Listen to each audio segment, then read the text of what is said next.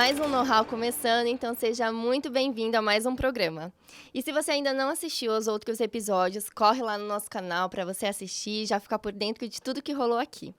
Hoje a gente tem um convidado muito especial, né? O cara tem bagagem, viu? O cara é top. A gente tá bem ansioso para apresentar ele para vocês, mas antes, vou falar um pouquinho aqui do nosso patrocinador, é Super Bom. Agradecer por trazer sempre essas coisas gostosas e deixar a dica aí para você. Se você ainda não conhece Super Bom, vai aqui na descrição desse vídeo, clica no link, conheça os produtos. Eu tenho certeza que você vai gostar muito. Então, bora começar? Vambora. O nosso convidado é o chefe Edson Leite. Ele é fundador da Gastronomia Periférica, autor do livro Por que Criei a Gastronomia Periférica e chefe do programa Me Poupe, além de outras 1000 coisas que ele faz e que a gente vai descobrir agora com ele. Seja muito bem-vindo, Edson. Obrigado pelo convite. Eu acho que é super importante a gente trazer e trocar ideia nessas discussões assim que elas são abertas, né? Depois a gente joga pro mundo. Eu acho que a gente às vezes acha que não tá falando pra ninguém, né? É verdade. Mas tá falando pro mundo. Mas sempre soma, né? Alguma hora sempre soma. Sim. É real. Importante, obrigado. E aqui a gente tem uma tradição, aqui no Know-How, de perguntar quem que é a pessoa e querer, assim, um resumo do convidado, sabe? De gostos, hobbies, pra gente te conhecer melhor. E a pergunta que a gente sempre utiliza é: quem é você na Alameda do NASP? Boa, na Alameda do NASP. Pô, essa pergunta é legal, hein? Porque a Unasp aqui, principalmente para quem é da Zona Sul, assim, ela sempre foi pra gente algo... Uma ilha onde você queria acessar, tá ligado? Então, do tipo, Alameda da Unasp. Então, do tipo, pô, peraí, eu moro na Quebrada, esse lugar que é espetacular, que é muito importante pra Quebrada... Como é que eu acesso, né? Sim. Então, tipo, quem era eu na Alameda da Unasp era um moleque que queria acessar esse lugar, mas não entendia muito bem sobre, né? Do tipo, falava, pô, o que é isso? Daí fui atendido várias vezes no hospital da Unasp, do tipo, né? Olha, Que legal. Então, muito legal. eu queria entender. Então, quem sou eu na Alameda da Unasp, era o moleque curioso da Quebrada, querendo saber o que esse lugar espetacular podia oferecer. Então, tipo, eu acho que é uma pergunta muito importante, inclusive pro território. É Né? verdade. Porque as pessoas não se apropriam desse lugar, que é um lugar espetacular, que eu acho que ainda as pessoas, mesmo tantos anos ao NASPitando aqui, elas não entenderam que é pra esse lugar. Sim. Tá ligado? Então eu era esse cara. Eu acho que, tipo, toda vez que eu passava no portão, eu falava, eu quero estar aí dentro, quero ir lá, eu quero entender o que é esse lugar e tal. Conhecer, É sempre uma dúvida, Então né? eu na Alameda da NASP era o curioso, assim, sabe? Que legal. Da hora. Tipo isso. Muito bom. E como que esse menino da perifa se encontrou na gastronomia? Boa, é uma trilha assim. Primeiro a gente precisa entender o que é gastronomia para um moleque na Quebrada, na periferia. Um moleque preto, de periferia. Você não sabe nem. Naquela altura, a gente tá falando de 20 anos atrás, nem você sabe o que é a palavra gastronomia, né? Você não faz ideia. Até hoje, se a gente for trocar ideia com os moleques na Quebrada, você não sabe o que é a palavra gastronomia. Então, se entender nesse lugar, não dava naquele momento. Então, tipo, sei lá, trabalhei como a grande maioria dos jovens pretos e periféricos, né, de office boy na rua, sabe? Então, tipo, era isso, né? Hoje em dia você entra no celular, pega ali no Google e coloca no Google Maps. A gente ia ali, pegava o guia, abria um guia de papel para você ir. Então, trabalhei, pô, em rede de restaurante, de fast food, trabalhei no correio, sabe? Do tipo... E passei pelo telemarketing, sabe? Sim. Tipo, sabe? Teve Coisas uma que vivência antes, né? então, mas coisas que limitam um jovem periférico. Um jovem periférico, principalmente do lugar de onde eu venho, que é aqui na Zona Sul, né? Capão Redondo, Campo Limpo, Jardim Ângela, Jardim São Luís. Esse lugar, ele limita a gente a acreditar que você pode ir até certo lugar. Entendeu? Do tipo, os que são exceções acessam outros lugares. Então, a gastronomia não era uma opção, né? Eu passo a ser uma opção quando eu saio do país, assim. Então, o meu acesso à gastronomia é só a minha saída do território do Jardim São Luís, que acontece já aos 20... Você nem imaginava trabalhar com isso, então? Não, Toda vez que eu falo disso, eu falo, se eu falar isso é mentira. Não, minha mãe brinca que eu só passava na cozinha pra comer, tá ligado? Eu só fazia isso. Porque nunca foi apresentado, né, cara? Pra gente, como é que você vai fazer algo que você não sabe, né? Que nunca te não disseram. Conhece. Ou como que você vai deixar de fazer algo que disseram que é só aquilo que você pode fazer. Sim. Ou que aquilo não é coisa também de homem, né? É Tipo, algo mais pra mulher, destinado à mulher. E aí isso que você tá falando é muito louco, porque a gente entra numa questão de gênero, né? Porque algo que é só pra mulher é cozinhar, é ser cozinheira. O que é pra homem é ser chefe de cozinha. Chefe, Entende? Sim. Então isso também é uma outra questão que provoca dentro desse rolê. Porque a gente cresceu, dentro da minha geração, achando que cozinhar era coisa de menina, coisa de mulher, uma coisa machista imposta dentro desse processo, né? E aí na minha casa, minha mãe odeia cozinhar, mas cozinha, faz o melhor feijão do mundo. E meu padrasto sempre cozinhou, cara. Então, tipo, eu já vinha num processo que pra mim era comum ver um homem cozinhando. Mas toda a parte de fora, né, da sociedade em si diz que não, que o homem não deveria cozinhar. Hoje a gente tem uma pequena mudança nisso, mas ainda a gente trata a mulher como cozinheira e o homem como chefe de cozinha, tá ligado? Sim. Que aí, né, é uma questão de gênero mesmo. Então, pra mim, a cozinha, ela tava muito distante. Ela acontece fora desse contexto periférico, desse contexto da minha escola, desse contexto que como é hoje, assim. Acontece, inclusive, em outro país, né? Sim. Entendeu? E o que te levou pra Portugal? Então, se a gente tá falando dos anos 2000, ali, né, de 2000 a 2006, que é quando eu saio efetivamente, né, do Jardim São Luís, a gente tá falando de um período muito de transformação desses lugares, né, da Zona Sul, do Campo Limpo, do Capão Redondo, do Jardim São Luís, que eram chamados de Triângulo da Morte. Nossa. Né? Nossa, sério? Porque nos anos 2000, cara, era considerado um dos lugares mais perigosos do mundo. Né? No final dos anos 90 para os anos 2000, era considerado um dos lugares mais perigosos do mundo. E a gente sai dessa transição ali com uma mudança de governo, uma mudança de postura, o rap muito forte aqui, tipo, né? Fazendo essa crítica política, essa crítica social das coisas que estavam acontecendo com o jovem preto periférico, né? Ali dentro desse processo, a gente ainda tem um cemitério que é o Jardim São Luís, que ainda enterra mais jovens, né? Aqui no nosso país. Então, ali, aquele contexto dos anos 2000, ele tinha tudo para que você fosse morto antes do 30, tá ligado? Pra quem cresce Pesado, dentro da né? periferia. Nossa. Era um contexto muito pesado, entende? Dentro desse processo da Zona Sul de São Paulo. E aí o que nos faz sair, eu e um parceiro, que é o Dico, meu parceiro, produtor de rap, produziu o CD do Dexter, produziu músicas do Quente Só Vier, produziu Sabotagem, produziu vários monstros, assim, produtor, um dos melhores produtores que eu já conheci de rap, assim. A gente é muito amigo, muito parceiro, a gente teve, inclusive, o ano passado junto, aí no final do ano passamos junto, e aí a gente era muito junto desde os 15, eu já tava ali com 21, a gente já se conhecia uns 5, 6 anos. E aí a gente, nesse momento, 2005, o Dico foi indicado como melhor produtor de um prêmio que tinha em 2003 e 2000... Mas isso ele tinha uns 15 anos? Não, o Dico é mais velho que eu, 5 anos. Ele já tava com 20... entendi. Não, ele tava com 26, 27 e eu com 20 ali, sabe? Do tipo, né? Eu tava saindo adolescente, entrando na fase adulta. Ele já era um adulto ali, produtor, há algum tempo. E ele tava morando aqui na Zona Sul. E ele já era meu parceiro desde quando ele morava na Leste.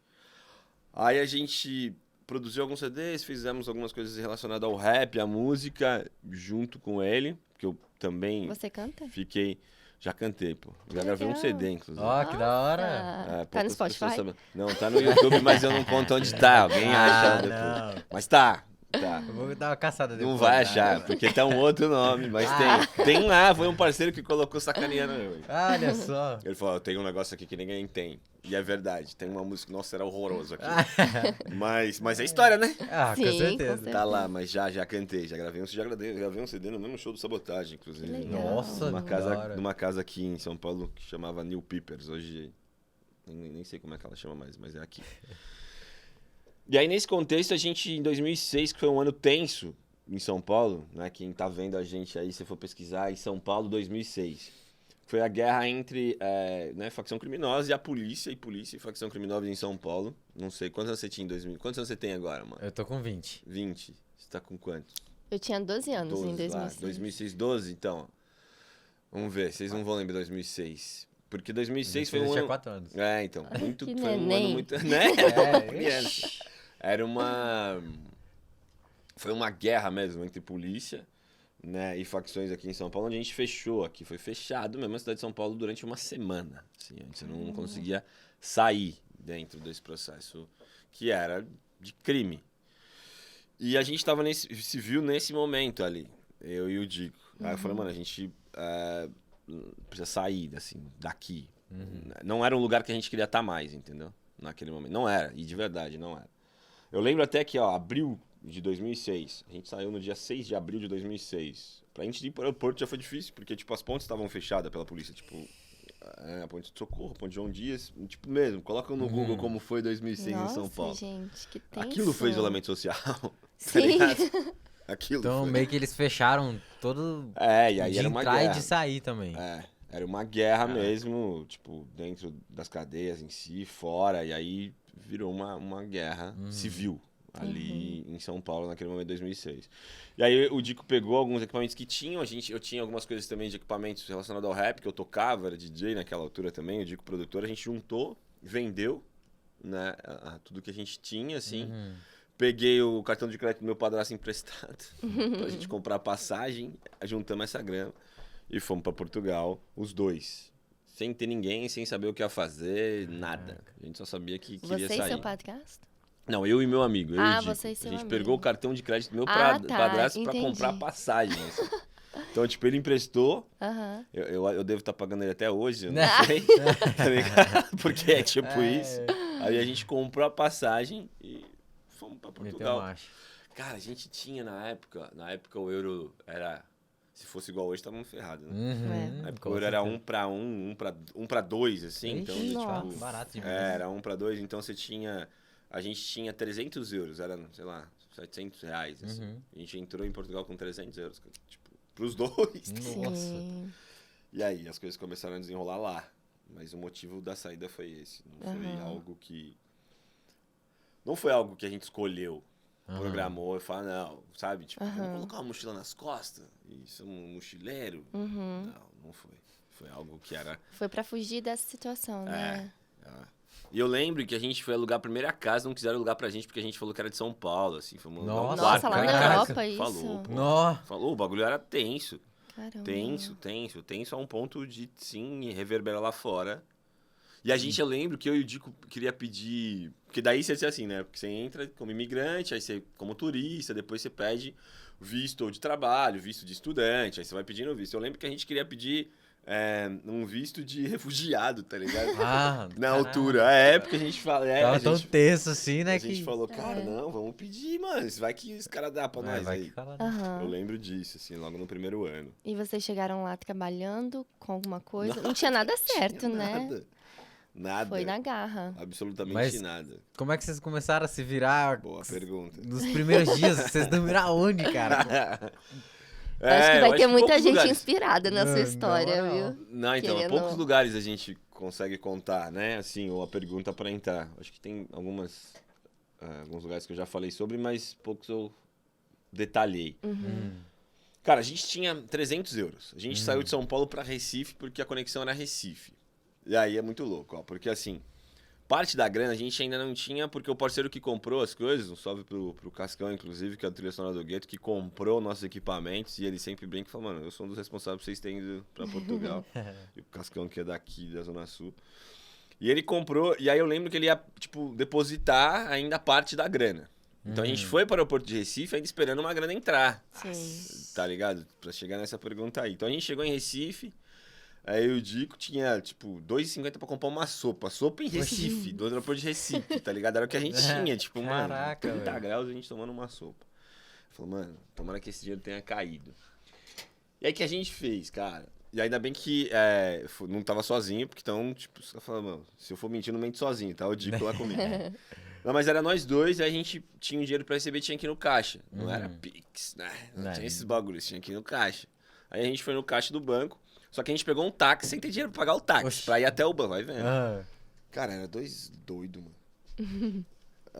Pegamos, fomos até o banco pra sacar e falamos, mano, se não cair o dinheiro, a gente não tem dinheiro pra voltar para o então, aeroporto, tá ligado? E nem pagar o táxi, Nem né? pagar o táxi É. pra voltar, porque eu falando pra ele esperar que a gente ia sacar o dinheiro pra depois ir na casa de câmbio e trocar por euro. Aí, beleza. Chegamos, eu digo com os dois, né? 2 amigos, parceirão. Tipo, suando frio. Coloquei o cartão, tava lá o dinheiro. Que Que era a outra alívio. parte. Que era, Aham. né, outra parte da grana. R$600, que era 150 euros. Né? Uhum. Aí depois, quando a gente foi trocar. Beleza, conseguimos pagar o taxista pra voltar.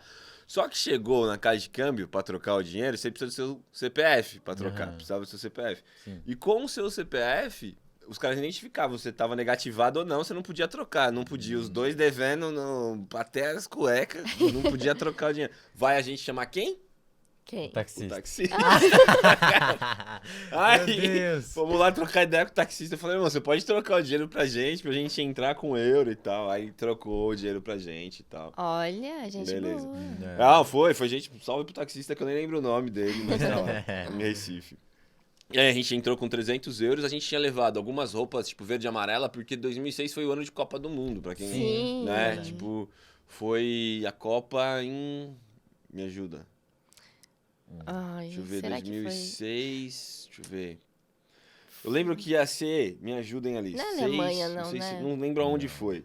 Mas ali a gente tinha já tido 2002, depois a Copa Sim. de 2006. É, 2002 ganhamos, né? E aí 2006 e 2006. tal, depois 2006, 2010, né? Aham. Isso. Porque 2010 minha filha tinha 1 ano lá, tá. E aí a gente levou algumas roupas verde e amarela e levamos umas garrafas de cachaça, tá ligado? Cachaça? Tipo, cachaça aqui, porque eu falei, mano, os caras falaram que lá é muito caro, então Ah, já vamos fazer levar um... pra gente vender, É isso mesmo. entendeu? Porque a Olha! gente nem bebia. Uhum. Vamos levar. Olhar empreendedor já, Vamos né? levar as garrafas. Só que a gente chegou lá, no aeroporto, primeiro, eu passei na imigração e o Dico ficou, Nossa. tá ligado? Na hora que a gente entrou, eu passei, ele ficou. Então ele ficou na salinha, foi pra salinha. Famosa salinha. Aí, putz, mano, eu já tinha passado. Aí ele desesperado gritando, porque ele falou, mano, a imigração vai parar eu aqui, pegar eu. Fui pra salinha. Aí eu cheguei, fui lá, né? Falei, putz, tá. Peguei minha mala e falei, não, que é meu amigo, vamos junto. Tá bom. Cheguei lá na salinha, tinha ele, a hora que o cara abriu a mala dele, a garrafa de cachaça tinha quebrado, Nossa. tá ligado? Uma das garrafas. Porque aí ele tava com 2 na minha e 2 na dele, eram 4. Aí na hora que abriu, o cara da imigração olhou pra mim, olhou pra ele e falou, vai. Ai, ele teve dó. Nossa. Ele fez no dó e o cheiro de cachaça que tava Nas na sala. A roupas. sala era tipo desse tamanho aqui. Ele falou, vai. Vai. Gente do Ai, só céu. na minha frente. Fechou. Daí, cara, a gente tava cansado e tal. Tinha tido as horas de avião aqui em São Paulo, depois o tempo de espera em Recife, mais as horas pra chegar. Deu, tipo, 22 horas pra chegar. Uhum. Aí a gente pegou, a gente tinha feito uma reserva aqui em São Paulo, né, de um hotel pra conseguir entrar. Falamos, mano, vamos pra esse hotel, não conhecia nada. Pegamos um taxista pra ir pra esse hotel, chegamos no hotel.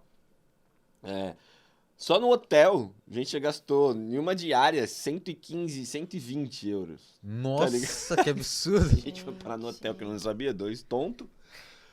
Em vez de ir pra um rosto. Não, né? mas saber, tipo, não sabia, cara. Não conhecia, tipo, né? nada, Aham. sabe? A primeira vez que eu andei de avião foi pra sair do país. É. Cara. Nunca tinha andado de avião, então, tipo, eu andei de avião pra sair do país, você entendeu? Como é que Uhum. ia saber, cara? Né? Tipo, andar de avião naquela altura, quer dizer, parece a altura que agora também, porque não tá simples, né? Andar de difícil. avião, Era muito surreal. Ainda é pro moleque preto periférico você falar, tipo, de um avião, cara. Eu não Ainda é. viajei de avião ainda. Aí, tá vendo, parceiro? Só busão mesmo. Então, mano, aí, ó, É. você tá entendendo o que eu tô falando? Você tá com 20. Aham, tô com 20, Então, até meu hoje. parceiro. E Entendeu? você era da periferia também, É, né? sou, Lá na de verdade. BH, né? Moro lá na periferia de BH. BH? É. Olha Como é que é pra falar pro moleque periférico pra andar de avião? É. Então, tipo, é porque às vezes as pessoas falam, pô, mas como assim? Você nunca andou de avião? Não é? É. Eu falo, não, nunca andei, sou Cara, preto, eu- pobre. Eu moro nunca fui na quebra- praia, você entendeu Então, isso? Nem na entendeu? praia eu fui. É, porque praia de mineiro é É. Espírito Santo, pô. É, Espírito Santo. isso mesmo. Não é? Uhum. Tipo, é isso. Então, entende? É essas coisas que a gente precisa falar, cara. Tipo, eu nunca fui à praia, e aí? Qual é o problema de eu nunca ter andado de avião? Eu quero andar de avião. Com certeza. Como que a gente acessa esse processo? Então, foi isso. Uhum. E lá, quando a gente foi pro hotel, Nossa, 2 favelados mesmo. A gente montou um varal, tá ligado? Que aí um quarto só pros 2. Montamos um varal pra secar as roupas. Tipo, fizemos na banheira. Porque em Portugal todo lugar tem uma banheira, tá ligado? Né? Na Europa em si tem uma banheira. Aham. E aí a gente colocou as roupas de lá na banheira, tipo, lavou e pendurou um varal e ligou o ar-condicionado, tipo, tá ligado? E aí pegamos o mapa. E o mapa de Lisboa, pra quem morou em São Paulo, Lisboa é Santo Amaro. Tá ligado? É. Pegamos o mapa de Lisboa e começamos a marcar alguns pontos que a gente viu ali que seriam estratégicos. Falamos, a gente precisa dar um rolê. Isso. A gente chegou, fez essa parada com as roupas, era uma sexta-feira. Uma sexta pro sábado. Penduramos as roupas e tal. Passamos a noite dormindo ali. No sábado de manhã a gente acordou no café, porque aí era o check-out do hotel já. Né? Então a gente ia tomar café e deixamos as malas na salinha. As roupas estavam tipo úmidas, assim, até umas horas. Aí guardamos. E aí, no café da manhã, a gente tinha 2 mochilas, deixamos as malas guardadas e já tinha feito o mapa. Fomos no café, pegamos tudo que vocês imaginarem de comida. Falamos, mano, vamos não sei como que a gente vai comer, comemos e ainda pegamos algumas coisas pra levar num saquinho, tá ligado? Tipo, pra comer, vamos gastar dinheiro. Aí começamos a dar um rolê em Lisboa.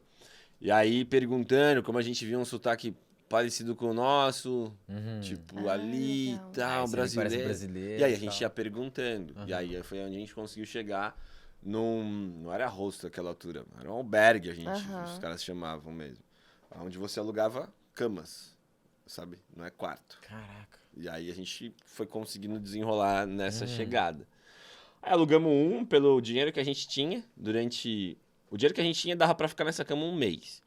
Aí a gente pediu pro dono alugar pra gente por 15 dias pra 2. Entendeu? Porque a gente tinha Dividindo a mesma cama? Não, era tipo 2 beliche. Ah, tá. Mas tinha mais 3 beliches, mano. Então imagina, 3 beliches, 2 caras eram... Faz as contas aí, pô, sou de humano. Ixi, eu também. Era 6, né? 6 pessoas, 2, 4, 6. 6 pessoas num quarto. Um bagulho assim, uma beliche aqui, outra beliche aqui, outra beliche aqui, outra beliche aqui, tá ligado? Banheiro pra todo mundo. Eu lembro que nesse aí que a gente foi a primeira vez, tinha um mano que dormia num armário, tipo um closet, o pé dele ficava pra fora, mano. Mano, o bagulho é tenso pra imigrante, você não tá ligado? Ele ficava pra fora, num closet, assim. Aí a cozinha coletiva, um banheiro que era coletivo. Putz, foi cruel, assim. Então a gente passou os primeiros 15 dias até arrumar um trampo e a gente foi desenrolando assim, cara. Mas Legal. foi tenso. Mas a cozinha chegou na sua vida como? Não, então, depois, eu arrumei... Meu primeiro trabalho lá foi num restaurante tailandês, porque eu falava um pouco de inglês já. E aí era na frente, pra ser atendente mesmo, pra ser garçom. Os caras chamam de empregado de mesa em Portugal. E aí... Era uma cozinha tailandesa, que tinha um tailandês que cozinhava, né? E era um travesti, um trans, né? Na verdade, era um trans, era um tailandês trans, que morava num prédio junto com o embaixador de Portugal na Tailândia, tá ligado? Mas eu fui saber isso depois, né? Ah, tá. Era um tailandês trans. E aí, cara, e era, tipo... o tailandês, ele é muito desconfiado, assim, tá ligado? Mas ele é muito acolhedor no processo. E então ele cozinhava, era dono do restaurante, tinha eu e mais um. E eu fiquei sabendo dessa vaga no restaurante porque um dos que trabalhavam de garçom morava nessa mesma pensão, né? Chamava de albergue, chamava de pensão, com a gente. E aí fui. Então foi o meu primeiro contato com a cozinha e restaurante em Portugal. E todos os dias que eu almoçava, né, eu demorei isso uns 10 dias pra arrumar esse emprego, né? Até lá a gente tava comendo macarrão e salsicha, eu digo, tipo, com 5, 6 euros que tinha sobrado, a gente comprou. E atum. Nossa, eu não aguento mais ver. Atum, macarrão e bolacha de água e sal, meu Deus. A gente ficou mais ou menos uma semana. E aí, no restaurante, mano, quando a gente trampava no restaurante, o que eu fazia no meu almoço? Eu comia e guardava parte do rango, tá ligado? Porque o horário era repartido. Eu trabalhava de manhã, depois voltava pra casa, e depois voltava à noite. Então era almoço e jantar. Entendi. Aí eu guardava o almoço pra levar pro Dick, que era meu amigo lá. Então, tipo, voltava com a comida. Mas, tipo, o almoço era o chefe que dava pra vocês isso, lá? Isso, pra mim. Tipo, o Nup, que era essa trans que tava ali, né? Então, do tipo... E ali... Eu guardava, não comia tudo. E ela começou a perceber, tá ligado? Que eu fazia. E é muito louco, porque assim, foi o meu primeiro contato, né, mano, com é uma mulher trans. Sim. Nunca tinha tido um contato. Até então era um moleque preto periférico cheio de preconceito, com uma porrada de coisa, tá ligado? Com um monte de idiotice na cabeça. Fora do país também, Fora né? do país. E aquilo, pra gente, era fora do normal você ter uma mulher trans, principalmente comandando um lugar, e ser casada com um homem, tá ligado? E aí, o acolhimento que se teve, eu falei, caraca, tipo, você quebra vários preconceitos e várias barreiras que foi imputada pra você naquele momento, tá ligado? Foi muito louco isso. Inclusive, em 2019, quando eu voltei pra Portugal pra visitar minha filha, eu fui lá. Que legal. Né? A gente tirou Nossa, foto, tipo, deu um abraço, porque o NUP, pra mim, foi muito a NUP, na real, ou o NUP, porque, tipo, ela sempre falava, as pessoas me chamavam de A ou de O e NUP. E aí, ela pra mim foi muito importante, assim, sabe? Pra esse processo de respeito, inclusive. Entendeu? Porque né, a gente não tem que julgar o outro por quem é. Com certeza. E aí foi muito louco. E aí, cara, eu levava comida pra casa. Metade, né? Daquilo que eu comia. Aí ela começou a perceber como que era isso que eu fazia e perguntou pra mim o porquê. E me chamava de Camilo, porque ela não sabia falar meu nome, né? Meu nome é Edson Camilo Leite. E aí era muito difícil pra ela falar meu nome, Edson. Aí ela... Camilo, melhor falar Camilo, porque era, tipo, imagina, um tailandês que mora em Portugal. Verdade. Um dia chegou assim, ó, você pode fazer comida pra você e eu não sei pra quem que você leva, mas você pode fazer 2 pra levar. Nossa, que da hora. Eu falei, beleza. E aí eu comecei a levar pra mim e pro meu amigo, tipo, né, sem deixar de comer e tal, é almoço e jantar. Aí ela fazia pra gente levar, entendeu? Nossa, ali. Cara, da hora. E aí depois o Dico, em paralelo a isso, o Dico tava procurando trabalho, né? E aí ele ia num restaurante sempre, tipo, lá a gente, lavador de pratos e tal, de um restaurante do lado. E ele ia todos os dias nesse restaurante. E ninguém dava essa vaga pra ele. Todos os dias ele ia. Tipo, demorou um mês e meio pra ele conseguir essa vaga no restaurante. Né? Pra gente se estabilizar ali, porque eu já consegui um dinheiro, então consegui pagar a pensão por mais tempo pra gente ficar. E aí teve um dia que ele encontrou o dono. Ele falou assim, ó, você não me deu um emprego? Ele tava bravo, irmão. Ele encontrou o dono, de tanto ele ficar lá, já sabia quem é o dono, horário de entrada, horário de saída, quem era. Ele falou, você não me deu um emprego, eu preciso de uma oportunidade. Né? Que legal. Aí ele entrou como Meteu a lavador cara, de prato, né? pra você ter uma ideia, ele casou com a cozinheira depois. Mentira! Sério, mano. Que da hora. Ele casou com a cozinheira, que é a Lena. Teve um filho com ela. Por essa depois, ninguém e tal. Nossa, Mas era o cara verdade. que tava na frente do restaurante esperando alguém chegar pra lavar pratos. Cara, olha isso. E aí depois eu saí do restaurante, fui trabalhar entregando lista telefônica, jornal, tá ligado? Várias paradas. Depois o Dico também saiu, foi entregar lista telefônica comigo, viajando. Até eu entrar literalmente pra cozinha mesmo, demorou mais ou menos uns 2 anos da minha chegada. Então a gente chegou em 2006, final de 2007 pra 2008. Que foi quando a mãe da minha filha tava grávida, né, da Isabelle, lá em Portugal. E aí, eu tava viajando e precisava estar mais em Lisboa em si, porque eu já tinha conhecido o país inteiro, mas precisava estar mais em Lisboa em si, que ela tava grávida e tal. Aí fui pra dentro de um hotel lavar pratos. Eu tava lavando prato, tava no lavador de pratos no hotel. E, paralelo a isso, estava trabalhando de garçom no outro restaurante. Então eu ia trabalhar de bicicleta de manhã em um, trabalhava de garçom, e depois à tarde, à noite, saía de um, ia pro outro, ia de bike, economizava dinheiro e ficava fazendo esse circuito pra Mas economizar era muito grana. longe? Putz, cara, sei lá, se a gente for pensar na Unasp, pra quem tá... Sei lá, pensa em mais ou menos uns 20 quilômetros, 22 quilômetros, assim, de um lado pro outro. Porque um era num extremo e o restaurante era no centro. Onde eu era garçom era na frente da loja do Cristiano Ronaldo, quando ele tinha em Portugal, no pavilhão Atlântico. Não dava 20, dava uns 16 km. Né? Aqui. Aí o restaurante que eu lavava pratos era no centro mesmo, na Liberdade ali em Lisboa, no centro, na Baixa, que a gente chama, né? Na Baixa, porque em inglês é downtown e em português literalmente é na Baixa, tá ligado? E era isso. Aí foi quando eu descobri que queria cozinhar, cara. Assim, tipo, ali naquele momento eu descobri que eu queria cozinhar.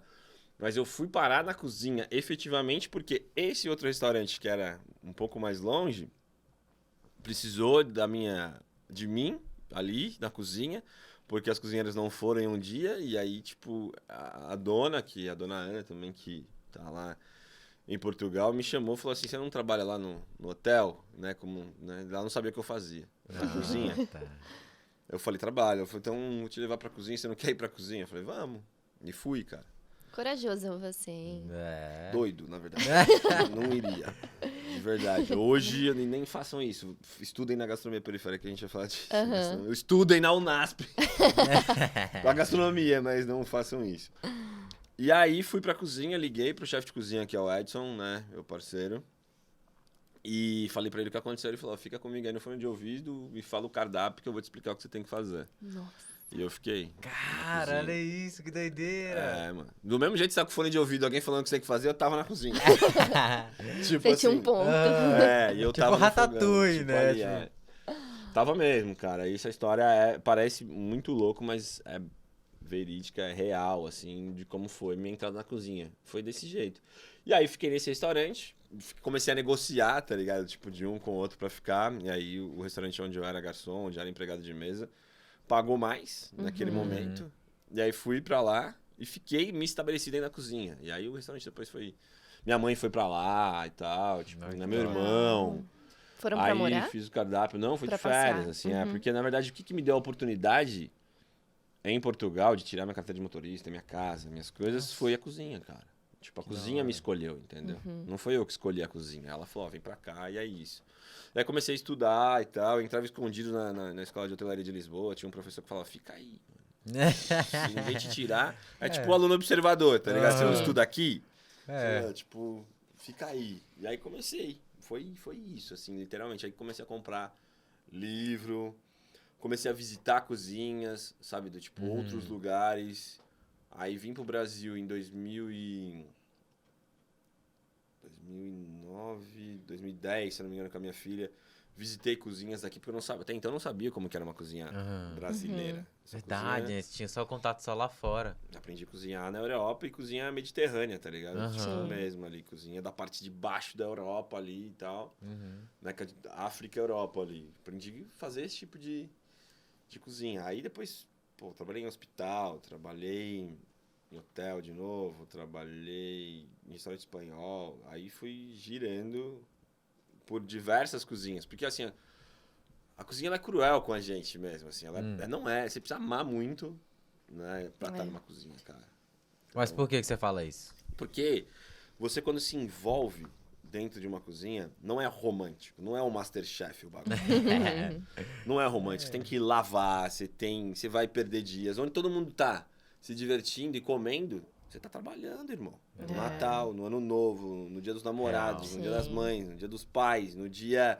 sei lá do que, seja em qualquer religião, ou seja, em qualquer local onde se comemora algo, tem comida. Então, quem tá cozinhando vai estar trabalhando enquanto os outros estão se divertindo. Seja num batismo de alguém, seja num culto, mano, seja no que for. Então você precisa estar disposto a abrir mão dessas paradas. Eu passei muito tempo da minha vida sem saber o que era um final do ano, sabe? Do, tipo, um aniversário de alguém. Porque pra mim, cara, já não fazia mais sentido. Sempre tava ali no... Entra no automático, né? Entra no automático. Não fazia. Passei muito tempo domingo. O que é domingo, mano? Tipo, Caraca. então você precisa estar disposto a essa entrega. Porque assim, quando... Tem uma parada muito louca, e é em todas as profissões, na real. Quando você se entrega aquilo, né? Ou aquela coisa te consome de uma forma onde você fica apartado de várias outras coisas, né? Tipo no caso da cozinha ou no caso de qualquer uma outra profissão. Ou aquilo vai dar muito certo, mas você precisa tentar o equilíbrio, porque senão você perde sua família, né? Você perde seus amigos. Que é muito importante também, então, né? como é que você encontra o equilíbrio, tá ligado? Desse processo, entendeu? Seja em qualquer profissão, mano, que você tiver. O equilíbrio. Porque a entrega pra uma coisa, você precisa abrir mão de outra. Entendeu? Se você... Como uma mãe. Se uma mãe se entrega pro filho, ela abre mão de outras paradas e por conta de várias outras coisas. Porque tem uns caras também que a maioria, um monte de idiota que deixa essa mãe sozinha, inclusive. Sim. Né? Então, do tipo assim, quando a gente entrega 100% pra uma coisa, outras vão faltar. E a cozinha é a mesma fita. Entendeu? Então, tipo, faltaram várias outras coisas e eu reconheço isso para minhas filhas no princípio, tá ligado? Lá no início ali, tipo, quando a Isabelle lá fez 5, por exemplo, tá ligado? Que eu fui pro navio, pra cozinha de navio e fiquei, sei lá, 2 anos sem vê-la, assim. Nossa. Aí trabalhei, depois voltei pra lá 1 ano e pouco, quase 2 anos. Mas isso Entende? trabalhando no navio? 2 anos? Eu trabalhei no navio Não trabalhei 2 anos. Eu trabalhei um contrato. Ah, tá. Só que depois eu vim pra cá, pro Brasil. Aí quando eu fui pra lá, ela veio pra mãe Entendi. dela pra cá. Pro Brasil. Nossa. E aí você precisa abdicar de algumas coisas, tá ligado? Na vida. E eu não tô dizendo que isso é bom ou que é ruim. Eu tô dizendo que são escolhas. É. Porque o segredo da vida é equilíbrio, tá ligado? Uhum. Tipo, né? É equilíbrio. Esse é o processo. E aí, em momentos das nossas vidas, você vai desequilibrando o processo, entendeu? E a cozinha, ela é isso, irmão. Por isso que ela é cruel. Porque ela pede de você muita dedicação. Entendeu? Ela pede. Top. Ela pede pra você. Ela vai falar assim, ó, seguinte, você precisa estar daqui das 7 da manhã às 5 da tarde. Mas você não acaba aqui. Você depois tem que estudar, você tem que pesquisar, você tem que fazer um cardápio, ver você o tem que que que tal, tá- fazer o que é. É isso. Como um filho também, né? Tipo, Sim. é esse lugar que a gente precisa. E em qualquer profissão, mano. Então é importante. E eu não tive quem trocasse essas ideias. Uhum. Né? Falar Você assim, ó, aprendeu na marra, né? na raça. Entendeu? Tipo, eu achava que era daquele jeito, que eu tinha que estar lá, assim, Todo na cozinha, dia, toda hora. pá, trabalhando feito maluco. Entendeu? E não, o processo é equilibrar. Então eu preciso estudar, eu preciso de lazer, né? Com Eu certeza. preciso da família, eu preciso do trabalho, preciso de várias coisas, né? A gente exerce diferentes papéis na vida. Nesse momento aqui, vocês são o papel de entrevistador e o de entrevistado. Daqui a pouco, desligou o microfone, você volta, você é o outro papel. Daqui a pouco você é o papel de estudante. Mesmo que você more aqui, verdade. né? Verdade. Você vai ter o papel do cara que tá dormindo. Depois tem o papel do cara que mora. Depois tem o papel do cara que estuda. Trabalha também. Então, como é que trabalha? Como é que você equilibra esses papéis na vida, tá ligado? Sim. Esse é o segredo. Entendeu? De mudar a chavinha e falar. Porque mesmo que você seja, você não quer ser o cara que estuda sempre. É. Né? Ou que faz Sim. o podcast sempre, É. tá Sim, ligado? sim. Não, então você precisa equilibrar, tá ligado? Sim. Top. E essas oportunidades que surgiram na sua vida de trabalhar num navio, por exemplo, você estava lá em Portugal. Foi por isso, né? Tipo, que tudo se abriu na sua vida, você Sim. acredita? Foi essa vivência lá, né? Quando a gente tá no meio, como vocês, né? Eu não sei, você estuda o quê?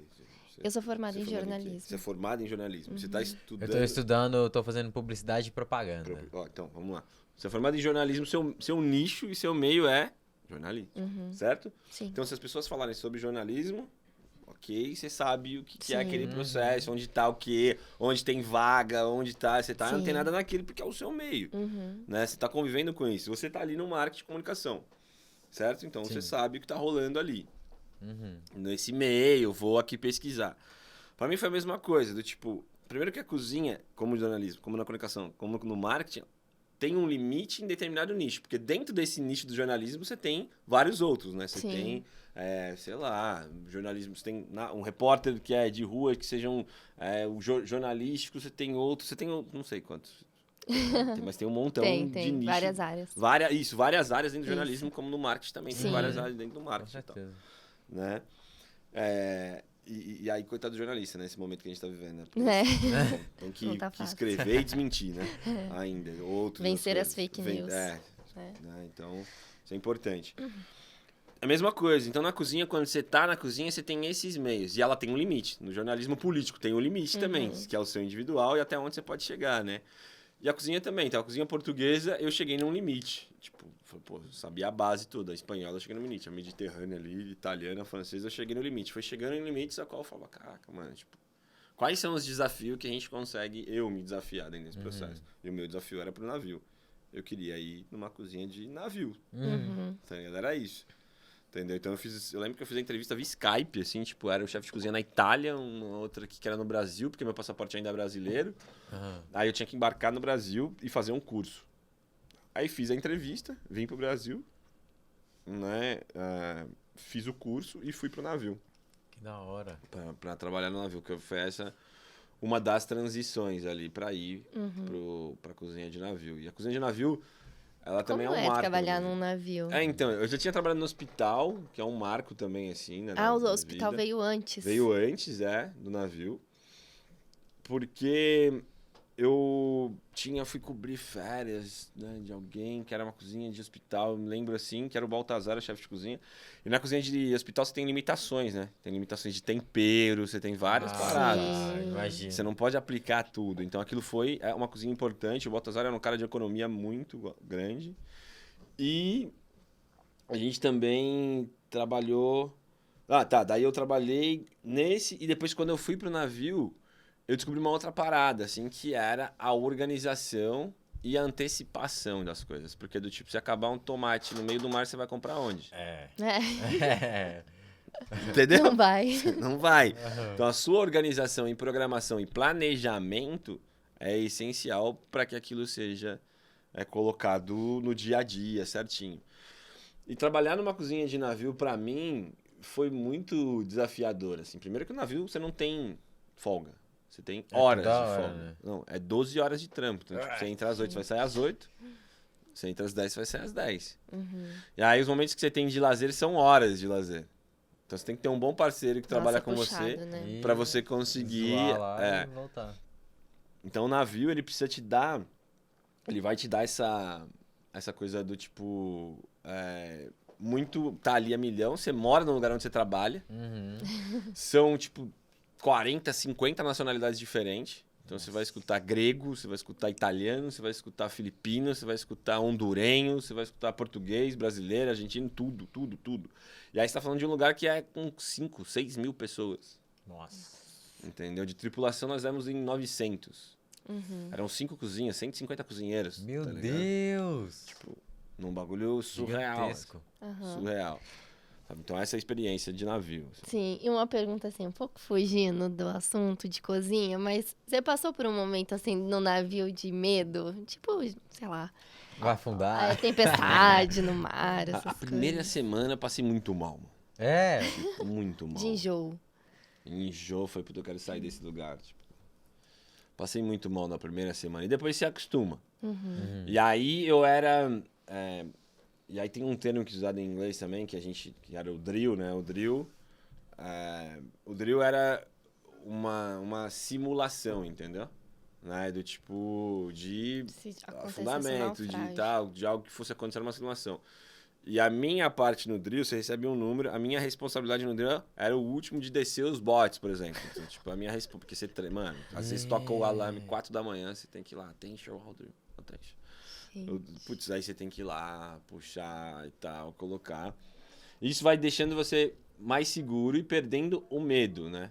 Mas tinham algumas paradas no meio do mar que chacoalhava, porque os funcionários em si, eles ficam aqui embaixo, no deck 0 ali.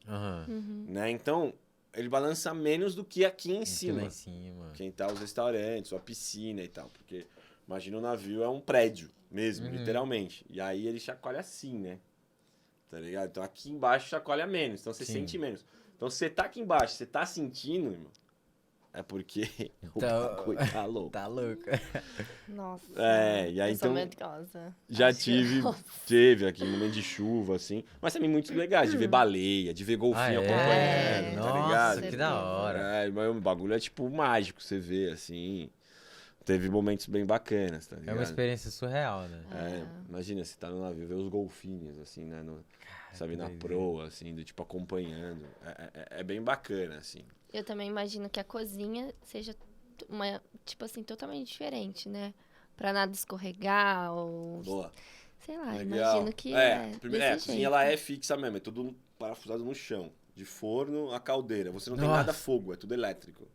Ah, Não tem fogo. Tudo é elétrico. Então, fogão é elétrico, que forno é da hora. elétrico, a caldeira é elétrica. E a cozinha ela é dividida em áreas. Você tem em áreas e essas áreas divididas em responsabilidades. Então, do tipo assim, vamos dizer assim, áreas de proteínas. Peixe, carne, frango. Você tem uma pessoa responsável pela carne, outra responsável pelo frango, outra responsável pelo peixe. Não é uma que é responsável por tudo, porque o volume é muito grande. Molhos, você tem o sauceman, né, que a gente falava, né? Então, do tipo, frangos, tem o outro. Aí, assim, sobremesa, você tem um responsável e quem tá ali. Salada, você tem um responsável e quem tá que lá. legal. Elas são expandidas. Organizado, os garde-manger que chama e tal. Tem uns termos que são utilizados. E aí você tem uma outra parte que é a do açougue. Você tem um cara que só pra cortar frango, outro só pra cortar carne, outro só pra cortar batata, outro só pra cortar... Entendeu? Quanta gente. Gente...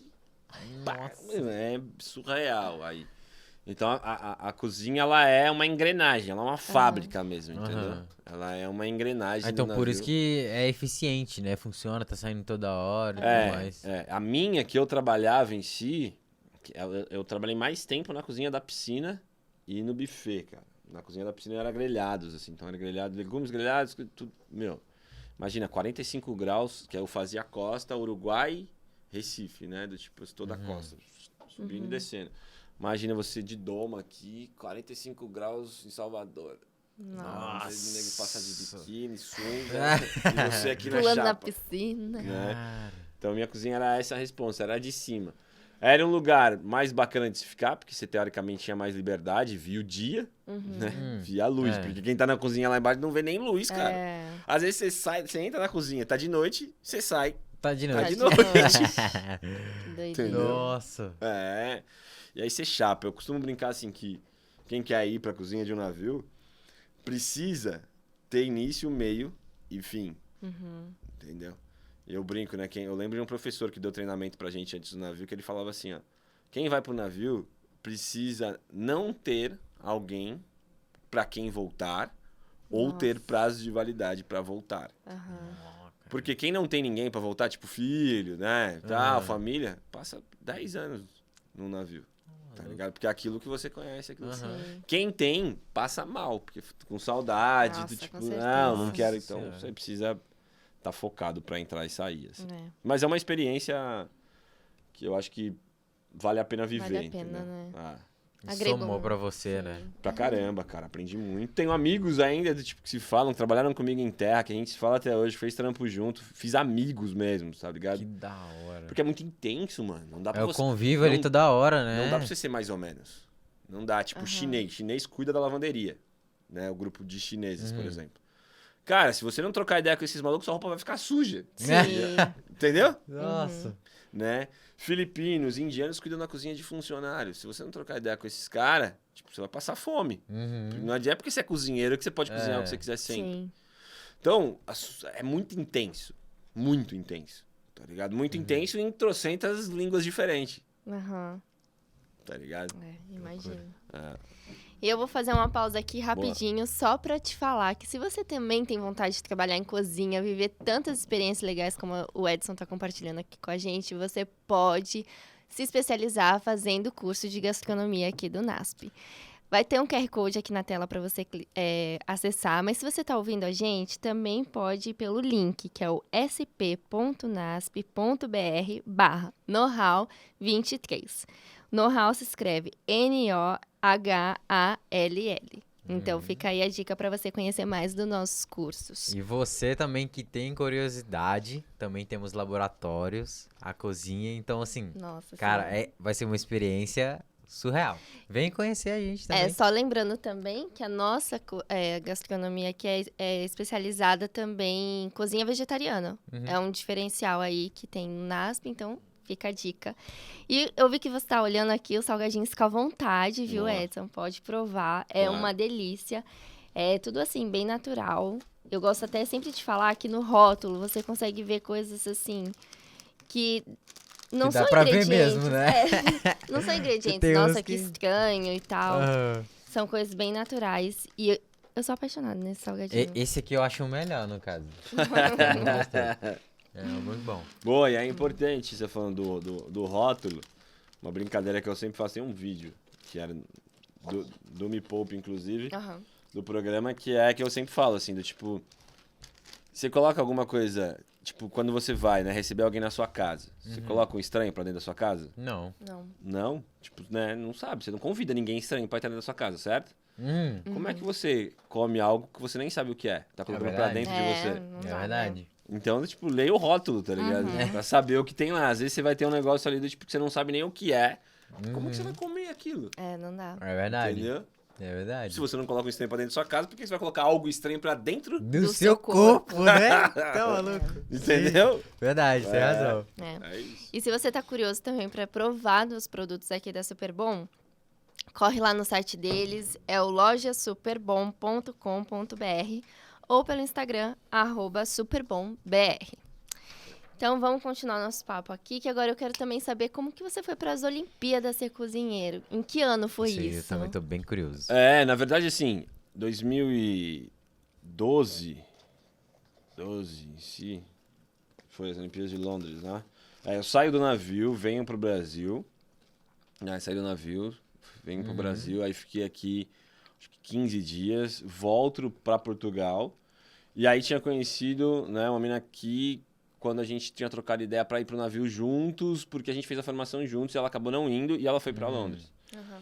E aí quando eu cheguei em Portugal, a gente ainda se falava, a gente trocava ideia, e aí ela me convidou pra ir pra Londres, tá ligado? E eu, tipo, não fui cozinhar nas Olimpíadas, eu fui pra Londres. Eu, tipo, era isso, assim, que tava tendo as Olimpíadas. Olha. Porque eu tinha saído do navio e não tinha, tipo, perspectiva, eu ia pra onde? Direção, né? Aí eu volto pra Portugal, chego em Portugal, a mãe da minha filha, da Isabel, tava aqui no Brasil, então, tipo, eu tava meio perdido, tá ligado? Nossa. Me reencaixando. E eu recebi ainda um seguro-desemprego ainda lá, em Portugal, de quando eu trabalhava lá. Então essa grana ainda me sustentou ali um mês e meio. Ela falou, vem pra cá. E tava tendo as Olimpíadas em si. E qual que foi o processo de chegar? De quem tava trabalhando nas Olimpíadas, de quem tava lá, que eram trabalhadores que estavam ali, ou estavam trabalhando no entorno e tal, não comiam comida brasileira, tá ligado? Não comia, tipo, nada que era... remetia aqui, porque assim, em Londres, você tem bons chefes de cozinha, mas você não tem uma boa comida, cara. Ah, é verdade? Tipo, os caras têm lá o fish and fries lá, que é o cachorro quente dos caras. Tipo, nós, é o churrasquinho nosso do Capão Redondo aqui, o peixe com batata, assim. Porque, imagina, não é um lugar que tem a tradição de tempero, tem a tradição de sabor, é um lugar que tem a tradição de técnica, tá ligado? De cortar, de, né, fazer umas paradas, mas não tem. Então não é uma comida atraente, né? Tanto que você vai no Countdown. Tão saborosa, né? Não é. A comida londrina não é, cara. Aí você vai pro Countdown lá, né? Que é um lugar que reúne comida do mundo inteiro. Tipo uma feira gastronômica. Então as pessoas queriam comer. Meu papel era ir no Iceland, tá ligado? Porque a gente tinha pouca grana. Pegar as paradas que estavam congeladas e desconstruir elas pra construir uma parada que era legal, para as pessoas comerem. Iceland é tipo um mercado tipo só de um mercado congelados? só de congelado. Ó, que legal. Tem lá. Porque primeiro que em Londres, agora tá com o Brexit, então mais caro ainda. É tudo muito caro. Carne, legume. Porque os caras não produzem, né? Você tem que vir de fora a parada. Tipo, não há produção em grande escala. Então, em Londres era esse processo. Então, meu processo ali foi essa desconstrução, tá ligado? Não era tipo, trabalhar, não. Era estar naquele período que tinha pessoas do Brasil inteiro que as pessoas queriam comer. Então, tipo, pegava um feijão preto e aí pegava carne, algumas coisas que eram congeladas, desfazia tudo aquilo em casa, fazia para aquilo seja gostoso, tá ligado? E barato. Esse era meu papel em 2012 ali. Feijoada, eu lembro de desfazer uma lasanha, cara, tipo, congelada e refazer tudo aquilo, ter comprado outros molhos, comprar tomate. Aí com isso você fez Fazia uma lasanha bacana, tá ligado? Ah, entendi. Você gastava menos, mano. Você desconstruiu uma comida e gastava menos, entendeu? Sim. Tipo, era esse processo, assim. Entendeu? Sim, verdade. Nossa, e como que foi lá nas Olimpíadas? Você fez tudo isso, né? Isso que você tá falando foi você cozinhando nas Olimpíadas. Na real, não em Não si. para os atletas. Não lá, mas sim na cidade, sim para as pessoas, para entendi. quem tava no entorno ali, entendeu? Para quem era, Nossa, show. Então era assim, porque como que é um processo de umas Olimpíadas? Você tem Olimpíadas sem quem é contratado, você tem milhares de voluntários. Sim. As Olimpíadas, elas dependem de voluntários dentro do processo, porque aí você faz... Todo mundo quer trabalhar na Olimpíada. Sim. Sim, Como falar. Nossa, eu voluntário conheci também. algumas pessoas que trabalharam voluntárias quando foi aqui no Brasil. Entendeu? Então, tipo, todo mundo quer. Mas todo mundo... Daí depois as pessoas esquecem que elas precisam comer. Né? As pessoas esquecem que, tipo, vai ter outras coisas. E aí você precisa lembrar desse outro lado que você Nossa, precisa de verdade. comida pra todo mundo. Entendeu? Então era esse o meu papel. Era, tipo, o contraventor das Olimpíadas, assim. Né? Tipo, não o cozinheiro oficial. É o cara que desconstrói pra pagar barato. Mas você... Como é que você vendia essa comida? Era em um Não, restaurante e mesmo? nem era vendido, porque assim, como a gente tava numa casa. Lá, como que é te explicar assim, como que é Londres, assim. Na verdade, quando você lá você aluga uns lugares que aqui seriam conjuntos habitacionais, certo? Sim. Equivalente ao CDHU ou Singapura que a gente tem aqui e tal.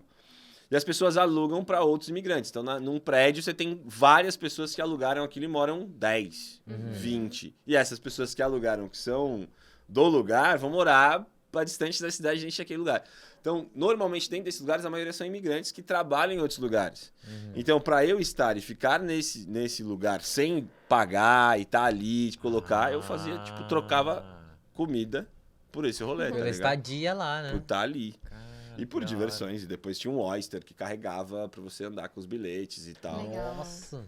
Então fazia essa jogada, tá ligado? Do tipo de estar e de aproveitar o lugar que era dentro do ponto de Olimpíadas pra estar dentro desse processo, entendeu? Então você aproveita demais, né? Né? E eu costumo brincar que assim, sempre que eu vou pra um lugar novo ou pra um país novo, né? A minha ideia é andar com quem mora lá, com quem vive lá. Sim. Não é ser turista, É. entendeu?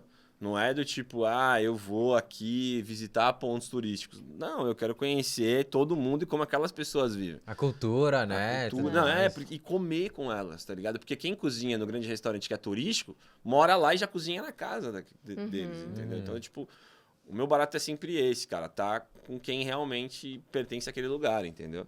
Top. Então, por isso que eu tô falando, tipo, as festas. A melhor festa é com as pessoas que moram em casa, no É. lugar, pô. Sim, Entendeu? com A melhor certeza. comida. A melhor estadia, o jeito mais fácil de você pegar um ônibus, entendeu? De você pegar um metrô. E também de comprar as coisas mais em conta, né? Financeiramente assim. Porque tudo que é pra Isso, turista fato. é mais É, caro. tudo mais né? caro. Fato. Verdade. E aí a mesma coisa você vai comprar no mercado que é um pouco mais afastado, É. você paga mais barato. Sim, entendeu? verdade. É isso, assim. E depois disso você voltou pro Brasil? Boa. Aí eu volto. Então, aí eu já tinha em 2000 Antes de ir pro navio, é porque eu não lembro mais das ordens cronológicas das paradas. Antes de ir pro navio, eu já tinha uma cirurgia na coluna, na lombar, assim. Na adolescência eu tinha uma cirurgia na coluna, congênita já. E antes de eu ir trabalhar no navio em si, em Portugal, eu já sentia a cervical, já tinha aqui dores, tinha travado, já tinha sido internado por isso e tal. O que isso tem a ver? Que no navio eu forcei mais ainda a minha coluna, trabalhando 12 horas por dia, estando ali, depois Diretão, fui viajar lá, estive em Londres um tempo, fiquei lá, volto pra Portugal com dores, cara. Voltei pra Portugal com dores, então, tipo, nem na cozinha em si eu podia ir, eu tava ainda recebendo o seguro em Portugal, era o último mês. E aí não podia ir, cara, porque eu tava com dor. Aí falei com a minha mãe, tava sozinho, tinha uns meus amigos, mas tava sozinho, tava na casa de um amigo até. Tava com dores. E minha mãe falou, eu vou aí ou você vem pra cá pra tratar da coluna. Porque lá em Portugal você recebe um vale cirurgia, escolhe o hospital, o hospital público onde você quer ser operado, se você opta por ser operado. Mas eu ia ficar com quem na recuperação? A cirurgia de coluna, não é uma encravada, entendeu? Tipo, aí eu vim pra cá. Aí é quando eu volto pro Brasil. E foi boa como foi sua adaptação, assim, pra cozinha do Brasil? Então, aí que a gente começa a ter desafios. Aí eu começo a ter desafios pra mim, assim, porque a minha volta por conta de um problema de saúde. Eu não tinha carteira de trabalho, RG, não tinha mais nada no Brasil. Nada. Absolutamente nada. Eu volto na UBS, tipo, né, que tá na casa da minha mãe fazendo todo o trâmite pra eu poder ser operado, tá ligado? Tipo, aí era coluna mais um cisto, cara, eu tava muito zoado de saúde, assim. Tinha uma grana que eu guardei em Portugal, que aí o dinheiro vai indo embora, tá ligado? Também. Sim. Você vai, né? E aí, paralelo, eu tava entendendo o que eu tinha que fazer. Se eu ficava aqui, se eu não ficava, eu tava meio perdido. Eu tinha 28, 29, eu tava 29 pra ir. Meio perdido mesmo, tá ligado? Tipo, não sei o que eu vou fazer, porque eu já não pertencia a esse lugar. Entendeu? Tipo, mesmo. E aí fui pra ser operado. 2012, aí tá. Aí fui conhecer uma parada chamada FIES. Eu falei, vou fazer esse negócio aí. Eu falei, vou estudar e vou, cara, estudar. E minha ideia era fazer hotelaria. E lembro que na hotelaria não tinha mais vaga e tinha vaga em serviço social, tá ligado? Eu falei, vou fazer esse negócio aí que eu acho que vai dar certo. E eu fui pro serviço social, cara. Não fui porque eu sabia o que era. Não, mentira. Eu fui porque eu falei, é social, eu quero fazer e vou fazer. E aí, o primeiro 6 meses disso, de serviço social, eu falei, eu descobri que é isso que eu quero. Tipo, trabalhar como direitos das pessoas, trabalhar, né, dentro da área de cozinha. Sim. Trabalhar dentro da gastronomia falando sobre direitos, né? Então, isso foi muito importante. E aí, eu fui trabalhar em restaurante aqui para conhecer a cozinha, mas era um restaurante italiano, com brasileiros aqui primeiro. Depois eu fui num restaurante que era mais brasileiro, que foi um quiosque que abriu ali na Vila Olímpia, com petiscos brasileiros. Aí fui estudar aí esse processo aqui. E depois fui dar aula sobre gastronomia no Instituto Viva Melhor, que é uma ONG, aqui na Zona Sul também, para adolescentes aqui. Aí eu fui, nesse paralelo, programando essas aulas, eu fui para ser operado no Hospital das Clínicas da cirurgia na coluna. Então, tipo, eu fiquei estudando isso e fiquei 40 dias depois, né, em recuperação dessa cirurgia que eu precisava fazer. E esses 40 dias foram para eu pensar e estudar realmente o que eu queria fazer. Então, tipo, eu queria dar aula mesmo, né, ensinar... De gastronomia. O que eu aprendi. E escrevi e montei um projeto chamado Gueto em Festa, que tinha oficinas de gastronomia, junto com música e tal, que aconteceu aqui na Fábrica de Cultura. E escrevi esse projeto. Esse projeto foi importantíssimo para mim, assim, né? Num ponto que foi bem marcante, tá ligado? Dentro da minha trajetória, porque é onde nasce a gastronomia periférica. E nasce com a premissa de capacitação, não desperdício, aproveitamento total dos alimentos, tudo que eu já vinha fazendo e garantindo o direito das pessoas, né? De se alimentar. Só que aí, a ONG em si, a gente deu essas aulas, dava aula, eram 240 adolescentes, cara. É um dos maiores centros da juventude que a gente tinha em São Paulo, né? E dentro desse processo todo, parou o projeto e eu precisava trabalhar, né? Aí eu fui para o Clube Pinheiros, né? Eu fui chefe de cozinha do Clube Pinheiros durante 3 anos ali, mais ou menos, dentro desses 3 anos. Fiquei lá estudando e cozinhando lá, em paralelo. Era insano, né? Eu saía da minha casa às 5 da manhã, chegava 1h30. Nossa, não dormia nada. 4 anos nessa pedalada, no último ano fazendo estágio. Aí, tipo, fazia estágio aos finais de semana. Sim. Né? Então, até não... E aí, assim, a minha vida teve vários processos que eram de desligar a chavinha, tipo esse da coluna e tal, pra eu descobrir o que tinha que fazer. No último ano, eu lembro que eu sofri um acidente de carro, tá ligado? Aqui, perto do centro empresarial, né? Sofri um acidente de carro. E nesse acidente de carro, eu fiquei uma semana no hospital. Tipo, apaguei no carro. Tipo, apaguei, assim. Um burnout total.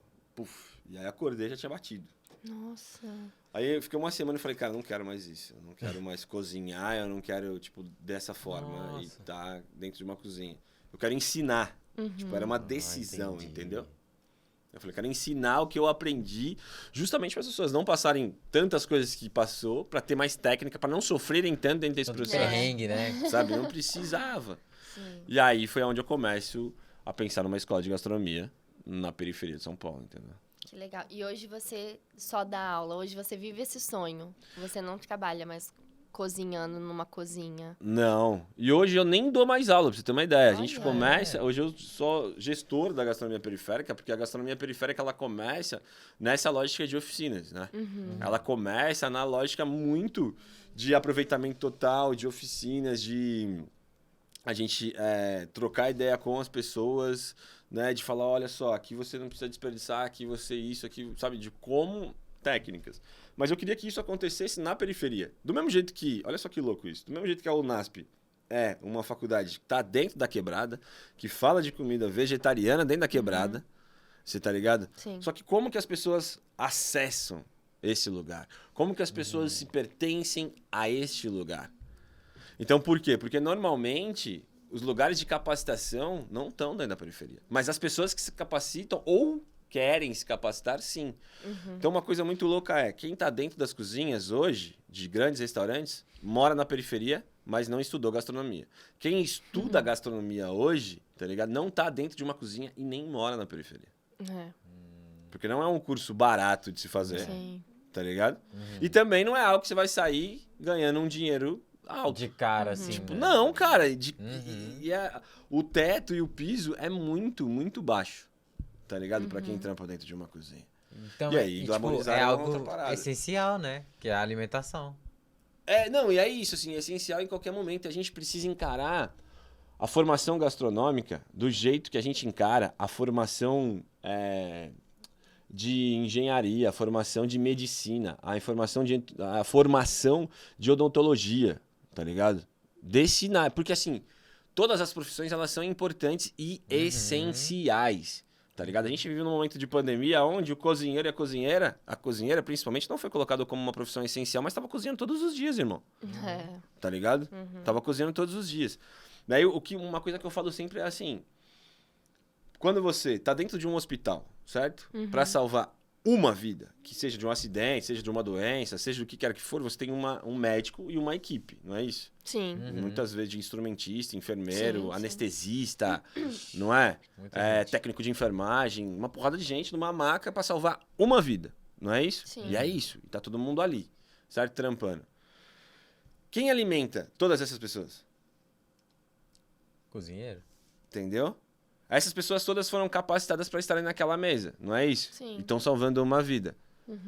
A cozinheira ali em si, quantas vidas ela tá salvando todos os dias? Todos os dias. Além daquelas que estão na mesa, mais os pacientes, mais todas as outras, e em casa. Por que a gente não valoriza e capacita essas pessoas como capacita um médico? Já que você está colocando para dentro de você algo. Se você não confia, tá ligado? No médico, você não vai. Você já foi um médico com um estetoscópio no pescoço aqui na esquina? Não, tá doido? O cara tá ali sentado, com uma bata, sentado. Você não vai? Não. Não. Agora, por que você vai comer algo na rua ou algo num grande restaurante que você nem sabe quem tá cozinhando um negócio que você vai colocar pra dentro de você? Sim. Ou como aquilo foi feito, muitas vezes. É. Entende? Então, assim, pô, Edson, mas então você tá falando que ninguém tem que estar na rua vendendo comida. Não. Pelo contrário. A gente precisa de capacitação profissional para que essas pessoas estejam ali preparadas, tá ligado? E capacitadas e colocar ela num lugar onde a gente coloca um médico, um arquiteto, um engenheiro. Entende? Então, por isso que levar as capacitações profissionais e as formações para dentro da periferia, inclusive de arquitetura e medicina, é importantíssimo. Mano, você tem mais projeto arquitetônico ou de engenharia do que as favelas da cidade de São Paulo, tá ligado? Entendeu? Quando o gringo vem pra cá, o cara fala, pô, como é que eles colocam uma casa em cima da outra desse jeito aqui?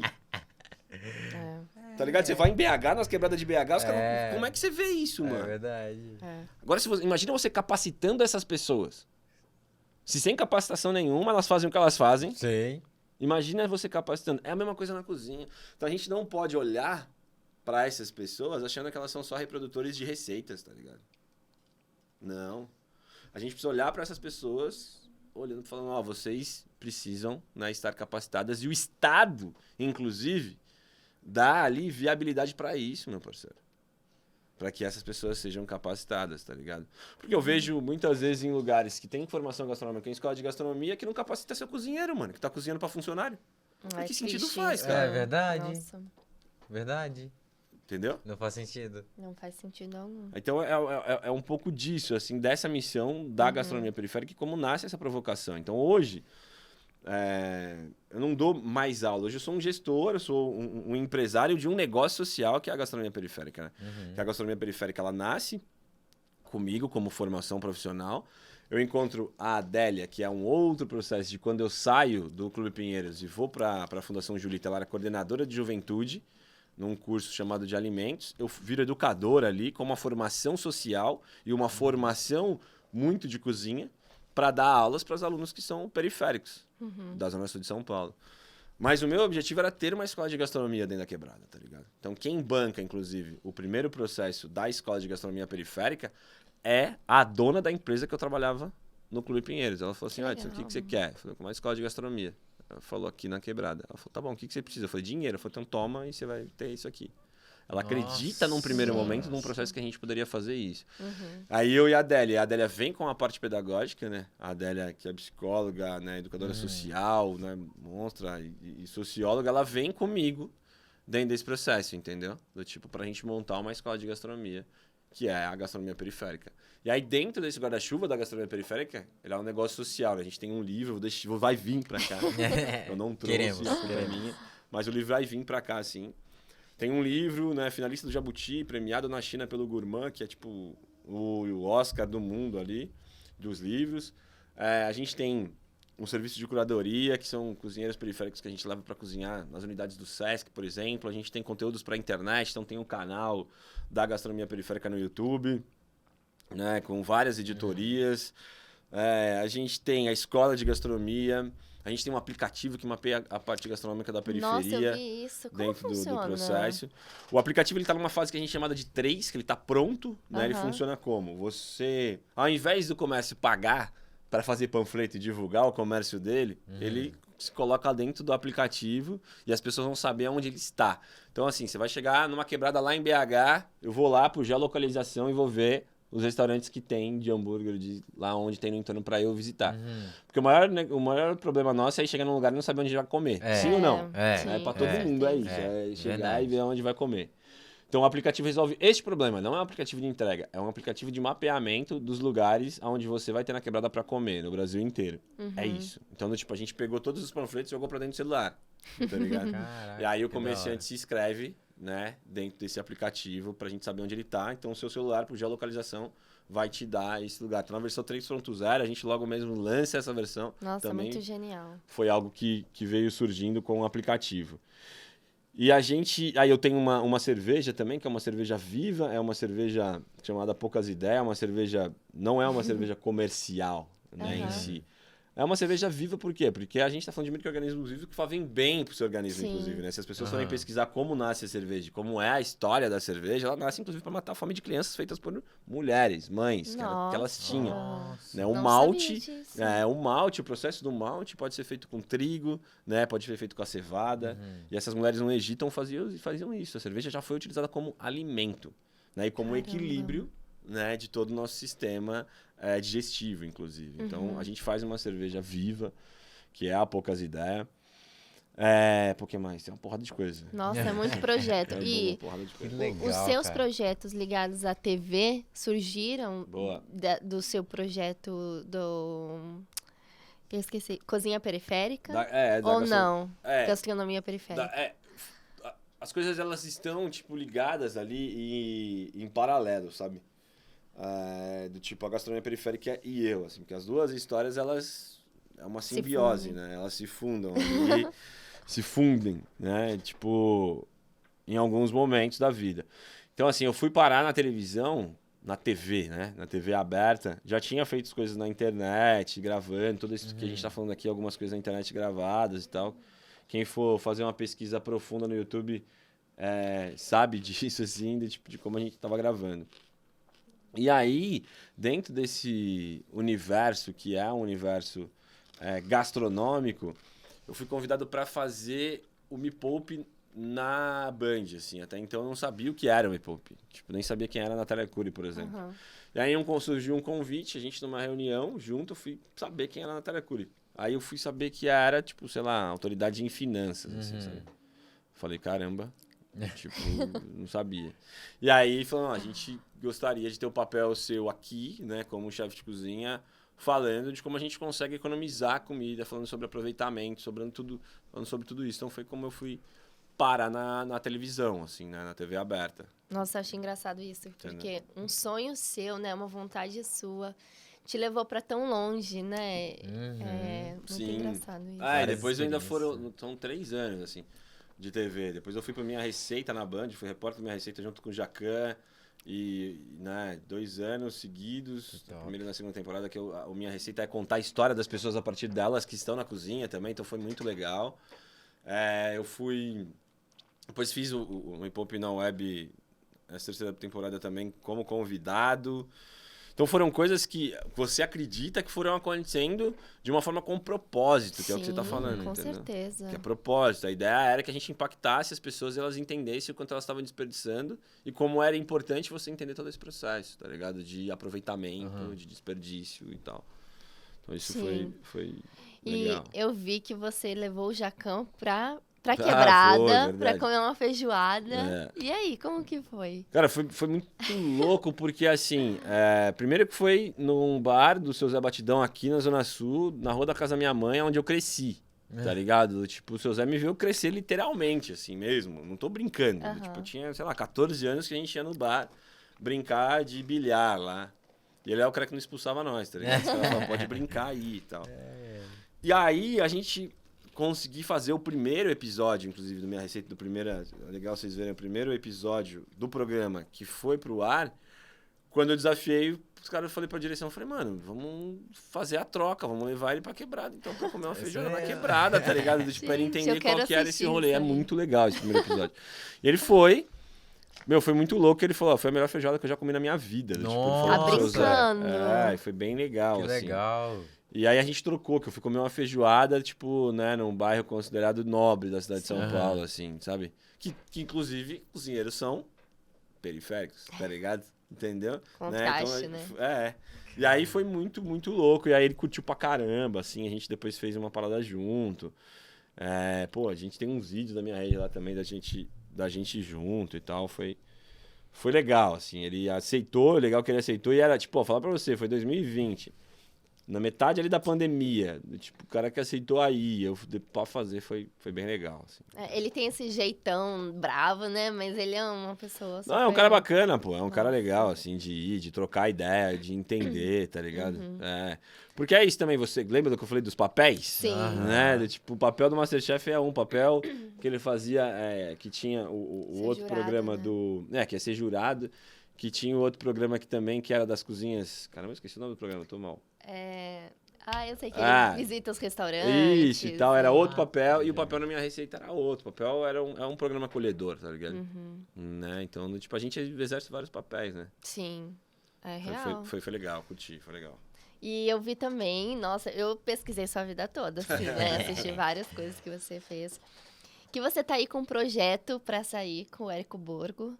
Você já pode falar alguma coisinha? Na verdade, assim, não é. É uma parada que o Érico, eu provoquei ele, aí a gente colocou pra fazer, a gente vai, não vai, estamos esperando o momento certo de ser feito, mas eu não vou falar porque senão alguém toma aí, né?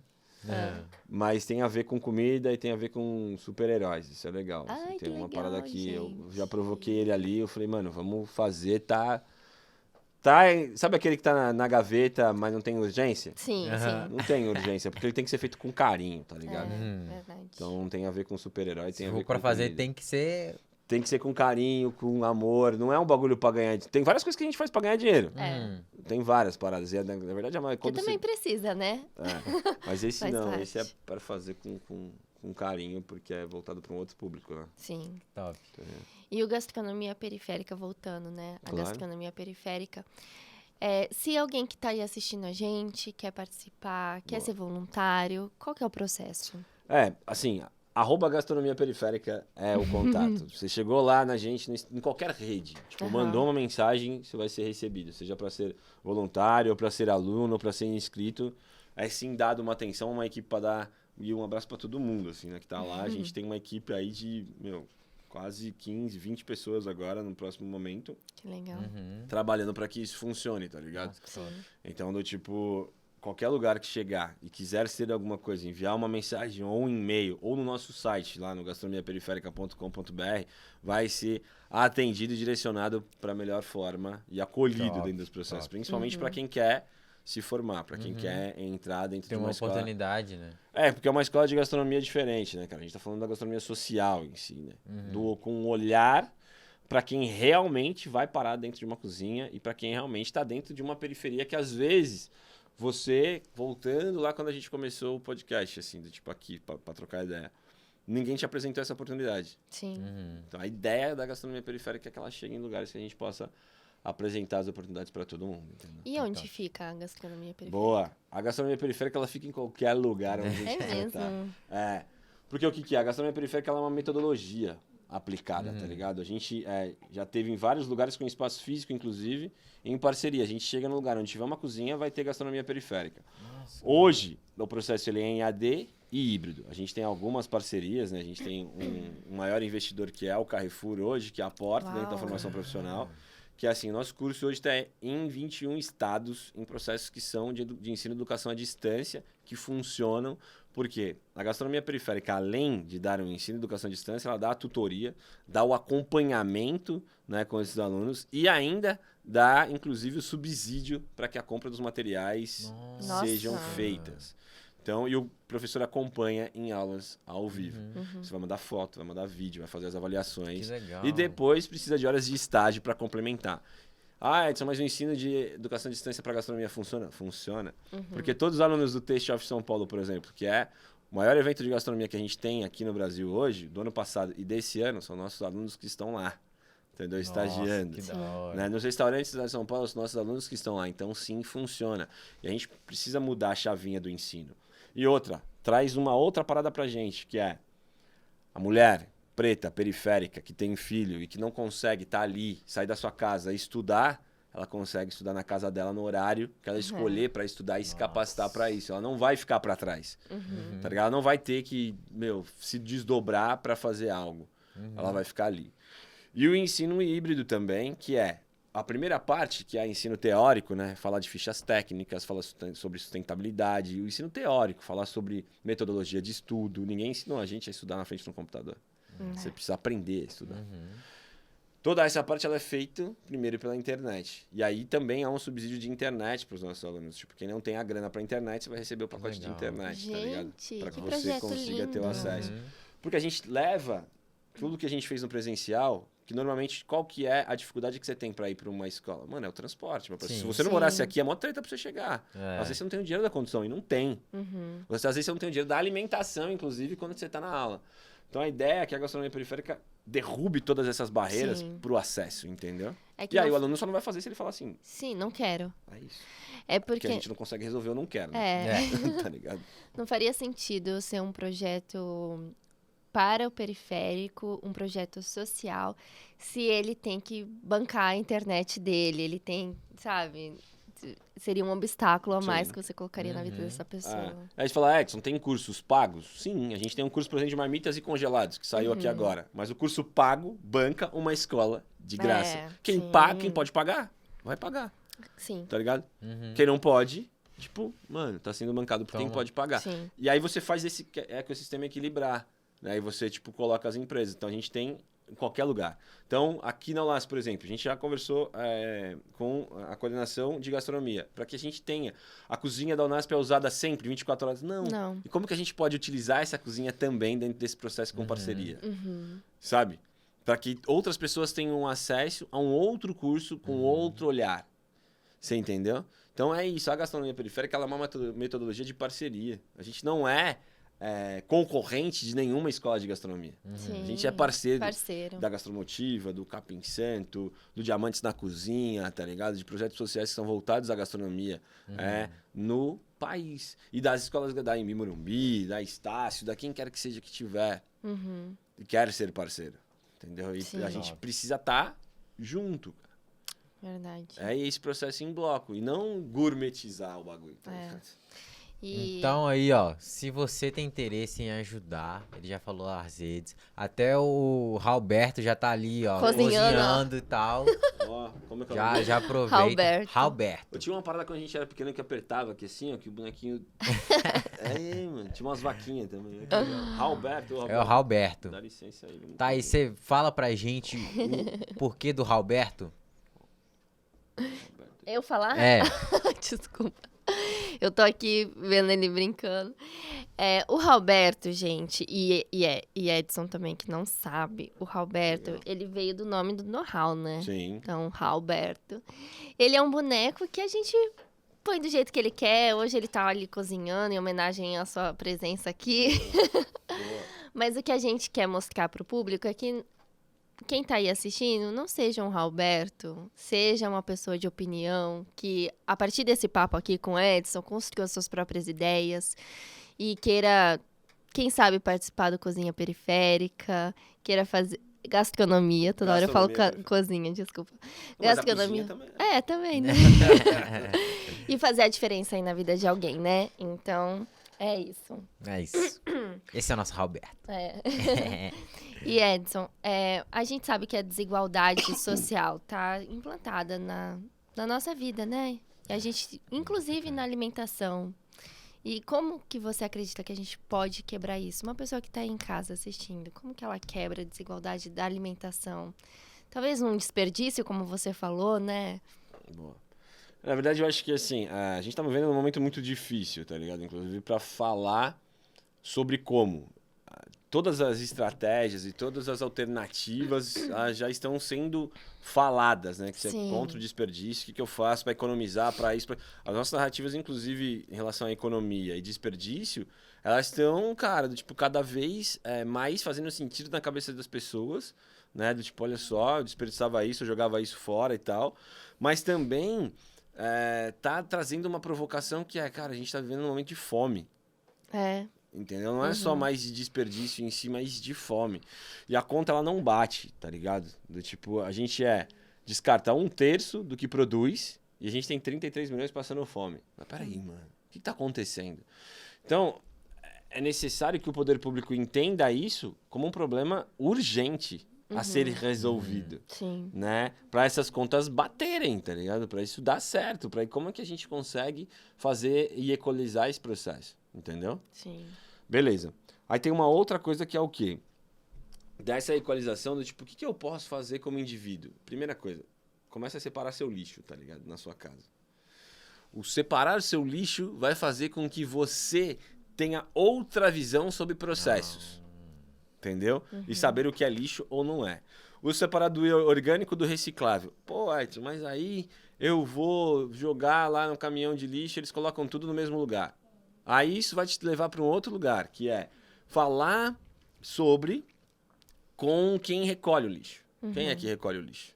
Tipo, né? Tá ali o catador, ali, certo? Pergunta para ele qual que é a importância da separação desse lixo. Para ele em si. Do vidro, da lata, do orgânico. Só para ele colocar no caminhão. Ele saber que aquele saco tem vidro é um outro cuidado. Nossa, sim. Só nesse processo aqui. Então, para fazer algo como indivíduo, separa seu lixo, entendeu? Separa. Esse é o primeiro processo. Na separação do lixo, eu vou perceber o quanto que eu tô jogando fora, coisas que eu poderia utilizar, inclusive, sabe? Do tipo, dentro dessa coisa que é o orgânico. Pô, eu posso sim cozinhar a casca da banana, eu posso sim fazer um doce com a casca da banana. A gente viu hoje o seu vídeo. Tá ligado? Falei, cara, olha isso, dá pra fazer muita coisa com a banana. Posso fazer com uma porrada de coisa. Sabe, com o maracujá, com a polpa do maracujá, aquela parte branca da entrecasca, a gente faz uma salada. Nossa, sabe, tipo, gente. o que a gente pode fazer? Então, a provocação ela é maior dentro desse processo. Entendeu? Então, é isso. A separação do lixo vai nos fazer com que a gente enxergue de outra forma o lixo. Entendeu? Eu ainda não faço, preciso começar a separar meu lixo. O que eu faço é, tipo assim, quando quebra alguma coisa em casa, prioridade é achar uma garrafa PET, cortar, colocar o vidro lá dentro, embalar tudo, espremer assim? vidro, tipo, pro lixeiro, porque realmente... Eu faço de uma outra forma. Quando eu quebro alguma coisa assim de vidro, né? Eu embalo com jornal, né? Antigamente com jornal ou com algum tipo de papel. E eu vou e coloco dentro de uma sacola e também coloco identificação, vidro. Que minha mãe me ensinou assim, né? Porque ela me explicou dessa mesma forma. Falar, olha, tem o pessoal que recolhe o lixo, né? Eles podem machucar e tudo mais. E a gente sempre deixa separado. E na dúvida, na real, você que tá na dúvida, conversa com quem cata seu lixo. Conversa. Fala, qual que é a importância? E aí depois você vai começar a ver que isso começa uma mudança interna, entendeu? Tipo, cara, o que eu consigo fazer com o que eu tô jogando de orgânico? Por exemplo, na minha casa, eu tenho uma composteira, que aí as coisas vão pra lá, tipo, pra composteira. Eu tenho uma separação do lixo, então, tipo, as latinhas lá de alumínio. Eu vendo as latas de alumínio, tipo, também. Coloco lá, faço isso, tá ligado? Tem uma captação de água da chuva, sabe? Tipo, pra fazer isso. Então, a gente vai criando processos, tá ligado? Que são importantíssimos pra nossa vida, mano. Entendeu? Eu não tô falando de algo complicado. Nossa, a NASA veio aqui e falou que a captação de água... Não, que tem que separar. Não. Sabe? Então, o fazer a nossa parte em si, como indivíduo, sozinho. Eu tô falando dentro da sua casa, mano. Não tô falando na quebrada, que aí não tem lugar pra jogar o lixo. Porque tem várias problemáticas que são do banheiro público, tá ligado? Às vezes a pessoa acha lá, tá vendo? O favelado ali, ó, jogando lixo na rua. Eu falo, irmão, o bagulho não tem nem com onde a gente colocar.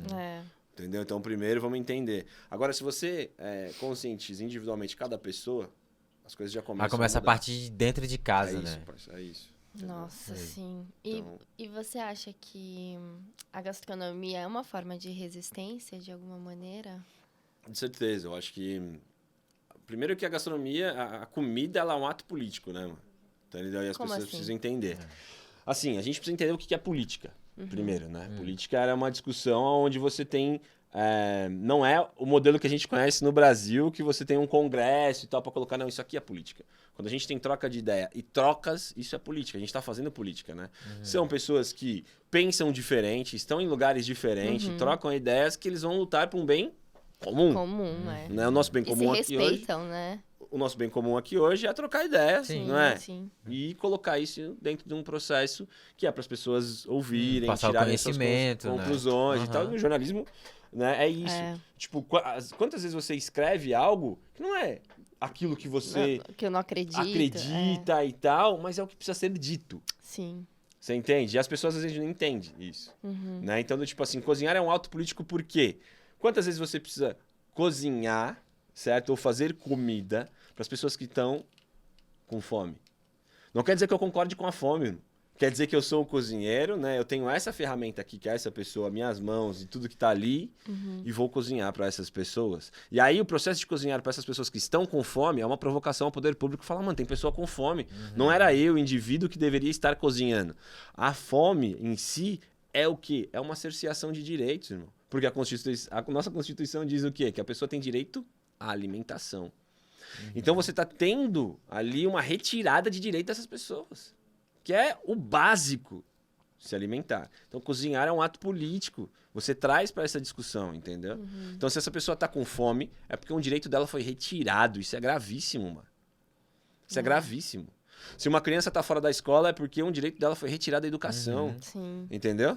Se você está sem acesso ao lazer, um direito foi retirado do seu ao lazer. A gente está falando de direitos. Os direitos não se negociam. A gente não negocia direito. Entendeu? A gente os garante. Tá ligado? Então é isso. Então a cozinha, ela é sim um ato de provocação, resistência, e cozinhar é um ato político. Né? Porque com essa provocação foi com que, por exemplo, em eu não vou lembrar o ano, 2016, se eu não me engano, a gente foi com um banquetaço pra rua, no centro de São Paulo, contra a farinata, por exemplo, que foi dada, que era a ração humana naquela altura, né? Por então prefeito de São Paulo, né? O Dória em si, que queria um negocinho lá que era para dar nas escolas municipais de São Paulo, que foi chamado de ração humana naquele momento, e a gente foi pra rua com comida orgânica, fazer um banquetaço para todo mundo que era morador de rua, no centro de São Paulo. Aquilo fez com que eles recuassem, fez com que a gente fosse chamado pelas secretarias, né, de educação, de desenvolvimento econômico, até hoje a Aline Cardoso, que é secretária, virou minha amiga em si, por conta dessa provocação, cara. Entende? Porque olha só, como é que você provoca o poder público? Dando comida para as pessoas. Olha que louco isso. Algo que já deveria ter sido feito, né? Porque se alguém tá dando comida, alguém tá perdendo direito. Entendeu? Nossa, gente, que pesado. Demais. E essa mensagem, você passa essa mensagem no seu livro? O que você fala no seu livro? O livro, ele conta uma história, a minha história, né? E é um pouco do que a gente já falou aqui, um pouquinho mais profundo, e aí algumas pinceladas em outros lugares, um pouco sobre desperdício. E são 65 receitas de aproveitamento também, de plantas alimentícias não convencionais, receitas minhas também ali, que eu trago, né? Tipo, mais autorais. E é um livro bem bacana, em conjunto, um livro com grafites, um livro bem, bem legal, assim, das pessoas verem. No nosso site também conseguem comprar e tal, traz essa provocação. E nessa pegada, assim, como que você acredita também que a gente pode despertar no jovem o interesse por esses assuntos, pela gastronomia? Eu acho que hoje, assim, dentro da juventude que a gente está vivendo, a gente precisa voltar, desse momento que a gente está vivendo, na real, com essa juventude que está vivendo nesse momento, é preciso despertar uma outra coisa, que é o processo de falar assim, ó, há alternativas através da alimentação, porque a comida e a capacitação e a alimentação, ela te cria autonomia, né? É um processo muito do tipo, se eu sei cozinhar minha própria comida, eu não dependo de outras pessoas, né? Dependo de outros lugares, entendeu? Então isso é importante. E para despertar isso, para fazer isso, a gente precisa saber onde esses adolescentes, esses jovens estão, tá ligado? Porque até isso a gente perdeu nesses últimos 2 anos. Porque também não estão na escola em si, né? Porque alguns já não estão na escola, certo? Não estão em alguns lugares que era espaço de lazer, nos campos de futebol da quebrada em si. A gente precisa primeiro saber onde eles estão, tá ligado? né? E perguntar. Pô, estão na internet, em alguns lugares? Tá, em alguns canais do YouTube. Tá no TikTok, estão em alguns lugares no TikTok. Então, tipo assim, como é que a gente vai criar estratégias para falarem para eles, ó, há alternativas? Porque nem todo mundo vai ser um influencer, um TikToker, um cantor de funk. Sim. Não vai, mano. De novo, a gente vai voltar naquilo, né? Como que a gente apresenta alternativas, né? Para esses jovens e falar, ó, você tem alternativas. E a gastronomia pode ser uma delas. E dentro da gastronomia, você tem um monte de coisa. Né? Você pode ser especialista em comida vegetariana, especialista em comida vegana, fotógrafo de gastronomia. Você pode ser, né, um especialista em cerveja, em café, em vinho, em cachaça. Você pode ser um especialista em cozinha brasileira. Você pode ser milhares de coisas. Sim. Eu acredito que hoje em dia a sociedade, né, os próprios periféricos hoje, eles trabalham para que esse público seja atingido, né? Tem um projeto que chama Perifalions, né? O Perifalions. Que é um projeto de publicidade. Então, é para levar o pessoal da periferia que quer trabalhar com publicidade para dentro das agências. Legal. Porque se não tem, talvez, isso, não tem oportunidade para eles, né? Ele é um projeto bem completo, que, tipo, ele mostra mesmo o que seria a comunicação, o que seria a publicidade, propaganda, né? Para pessoas que não têm acesso. É muito legal. E tem uma aluna nossa de publicidade que participou de um projeto, de um concurso deles. E ela foi para Cannes. Que legal. O resultado, né? O prêmio do que ela fez era ir para Cannes, participar Foi da premiação lá, né? Foi uma premiação muito importante, eu esqueci o nome agora. E ela, uma menina aqui do Capão, né? Então, ela fez um Reels, o negócio era fazer um Reels sobre o Perifalions. Então, ela fez, e, gente, ela arrasou demais. Cara, ela foi arrasou muito... Nossa, ficou muito bom. Que legal. E ela foi pra Cannes. Vamos ver essa parada aí, pô. Sim. Quero ver. E eu escrevi a matéria, né, sobre ela ter ido pra Cannes. E ela fala, eu não imaginava que eu tão nova, 20 anos, morando na periferia, sendo uma mulher preta, fui pra França. Sabe? Ela disse assim, nunca passou na minha cabeça isso. E por causa do projeto, Que legal. sabe? E também com o apoio aqui dos professores, ela conseguiu. Muito bom. Então, Importantíssimo. Pô. nossa, é importante Contar ter essas esse histórias olhar. é importante. Né? É muito importante ter esse olhar. Boa.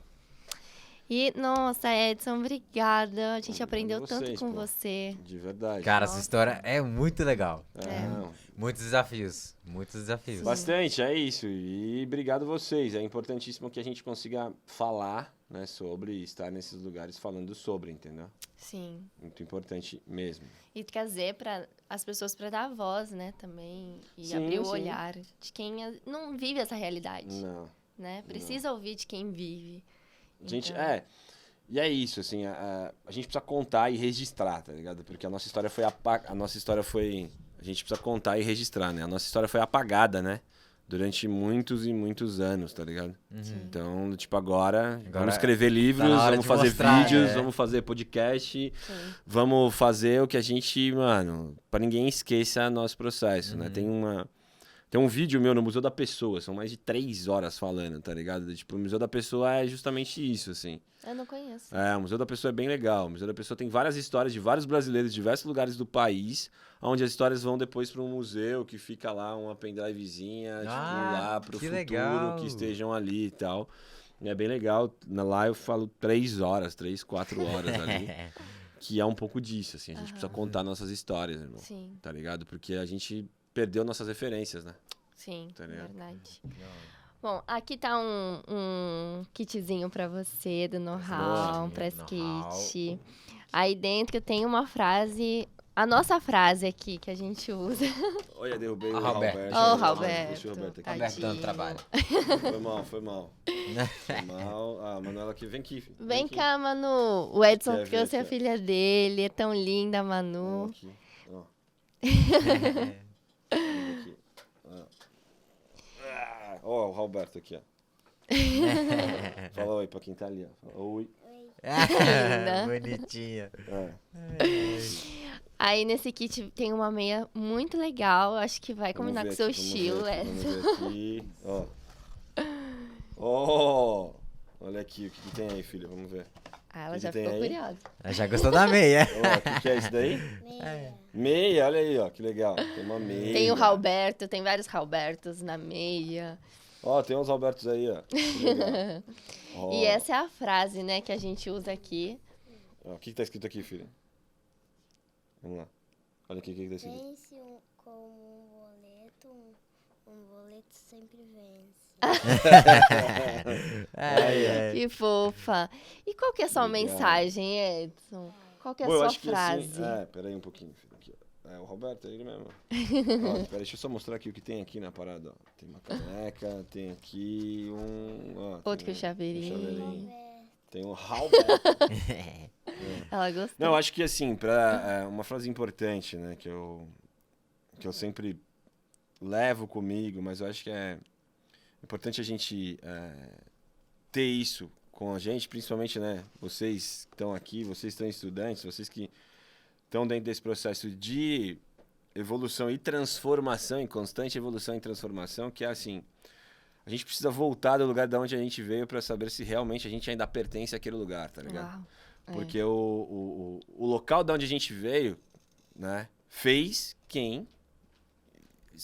a gente ser quem a gente é hoje. Sim. Então a gente precisa saber. E aí, às vezes, a gente vai saber que não pertence mais naquele lugar. Ou vai saber que a gente precisa fazer algo por aquele lugar de onde a gente veio. Foi o meu caso, tá ligado? Então, voltar pro Jardim São Luís, voltar pra Quebrada, foi importante para saber que eu deveria fazer algo por aquele lugar. Nossa, com Legal. certeza. Então, tipo, a gente precisa, né? O Brau falou um bagulho importante também, que é assim, do tipo, né, mano? Quando você estiver perdido, volta pra base, né? Entendeu? Sim. Tipo, Caraca. então, quando você se sentir perdido, volta pra base. Então, tipo, volte no lugar de onde você veio pra saber se ainda realmente você pertence àquele lugar. Né? Então, acho que é isso que a gente veio aqui trocando ideia. Eu tô pensando, assim, de como a gente Sim. precisa voltar pro nosso lugar. Nossa, top. foi ótimo. Muito obrigada, Edson, pela sua Vocês. participação aqui. E o pessoal que tá em casa pode te encontrar onde? Fala aí suas redes sociais. Boa.